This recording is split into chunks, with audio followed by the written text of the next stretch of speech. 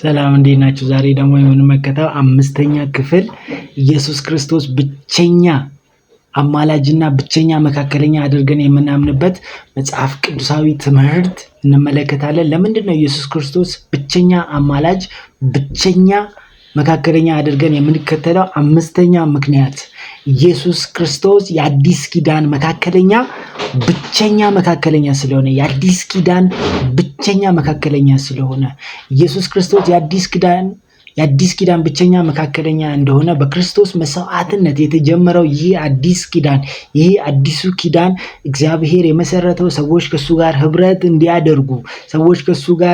እንዲያደርጉ፣ እግዚአብሔርን እንድናመልክ፣ ወደ እግዚአብሔር እንድንጸልይ እግዚአብሔር አዲስ ስርዓትን መስርቷል። ይህም አዲስ ስርዓት የተመሰረተው በክርስቶስ ኢየሱስ ደም፣ በመስቀል ላይ በፈሰሰው በክርስቶስ ኢየሱስ ደም አዲስ ኪዳን የተጀመረ ነው።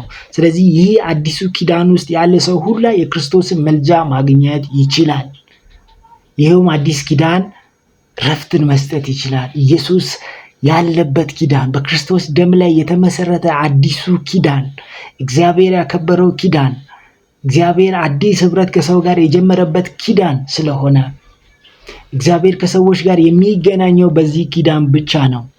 እግዚአብሔር በአዲስ ኪዳን ባደረገው የደም ስርየት እግዚአብሔር ከሰዎች ጋር ዝምድና ሪሌሽንሺፕ በሚፈጥረው፣ ጸሎትን የሚቀበለው፣ ግንኙነትን የሚመሰርተው በዚህ አዲስ ኪዳን ብቻ ነው።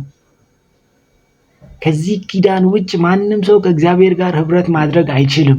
ስለዚህ በኢየሱስ አማላጅነት የማያምን ሰው ይህንን ህብረት አክሰስ ማድረግ አይችልም።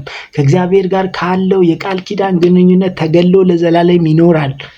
ስለዚህ ወደዚህ አዲስ ኪዳን እንጋብዛችኋለን። ወደዚህ እግዚአብሔር አዲስ ወደ መሰረተው ኪዳን እንጋብዛችኋለን። ወደዚህ አዲስ ኪዳን በመምጣት የክርስቶስ ኢየሱስን መልጃ እንድታምኑ እንድትቀበሉ እጋብዛችኋለሁ።